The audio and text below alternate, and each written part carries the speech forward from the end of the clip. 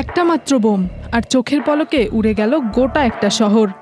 মানুষ হাজার বছর ধরে যুদ্ধ করছে তলোয়ার দিয়ে, বন্দুক দিয়ে, কামান দিয়ে, কিন্তু ১৯৪৫ সালে মানুষ এমন এক জিনিসের আবিষ্কার করলো যা দিয়ে ১ মিনিটেই শেষ করে দেয়া যায় লাখো মানুষের জীবন। এই জিনিসটির নাম পারমাণবিক বোমা। এই বোমা শুধু বড় শব্দ বা আগুন ছড়ায় না, এটা একটা গোটা শহরকে মুছে দিতে পারে। কিন্তু এই শক্তি আসে কোথা থেকে? বান্ডেল থাকলে প্রতি সেনমানিতে টাকা বাঁচবে।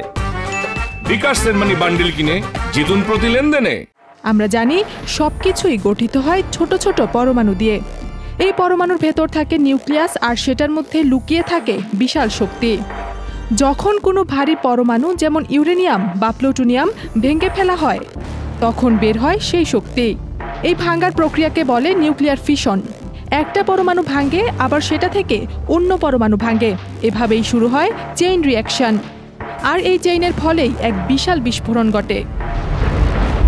যখন এই বোমা ফাটে তখন কিছু সেকেন্ডের মধ্যেই কয়েক মিলিয়ন ডিগ্রি তাপ উৎপন্ন হয়। তাপ আর চাপ এত বেশি হয় যে মানুষের শরীর তো বাঁচেই না, দালান কোঠাও গলে যায়। এরপর চারদিক ছড়িয়ে পড়ে তেজস্ক্রিয়তা, যেটা মানুষকে ধীরে ধীরে অসুস্থ করে তোলে, এমনকি ক্যান্সার পর্যন্ত হতে পারে। আজকের দিনে খুব অল্প কিছু দেশের কাছে এই বোমা আছে, যেমন আমেরিকা, রাশিয়া, চীন, ভারত, পাকিস্তান, উত্তর কোরিয়া ও ইসরায়েল। এই দেশগুলোর প্রতিশ্রুতি দিয়েছে তারা এটা শুধু আত্মরক্ষার জন্য ব্যবহার করবে। তবে যুদ্ধ হলে এটা ব্যবহার কতটা ভয়াবহ হতে পারে তা হিরোশিমা ও নাগাসাকিতে আমরা দেখেছি। বিজ্ঞান দিয়ে আমরা বিদ্যুৎও তৈরি করতে পারি, আবার ধ্বংসও করতে পারি।